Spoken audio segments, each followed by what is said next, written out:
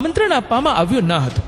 તેઓને ન બોલાવવા બદલ સતીએ જવાબ મેળવવા તે તેના પિતાને ત્યાં ગયા અને યજ્ઞમાં ગયા બાદ પિતા દ્વારા અપશબ્દના વેણ સાંભળીને તે યજ્ઞમાં જ પોતે બલિદાન આપી દે છે અને યજ્ઞનો ભંગ કરે છે. પછી શિવજી સતીના વિયોગમાં સતીનો પાર્થિવ દેહ લઈને ભટકતા રહે છે. ત્યારે વિષ્ણુના સુદર્શન ચક્રના વજ્રઘાતથી સતીના 51 ભાગ થઈ જાય છે, જેને આજે આપણે 51 શક્તિપીઠ તરીકે ઓળખીએ છીએ. સતીના બલિદાનથી ક્રોધિત શિવ પોતાની જટાનો એક ભાગ તોડી નાખે છે. આ જટાનો એક ભાગ પૃથ્વી પર પડે છે અને તે જટામાંથી વીરભદ્ર નામના દેવ ઉત્પન્ન થાય છે, જેનું શક્તિનું બળ મહાદેવ જેટલું હોય છે. ત્યારે વીરભદ્ર પોતાની ઉત્પત્તિનું કારણ જાણવા શિવજી પાસે જાય છે.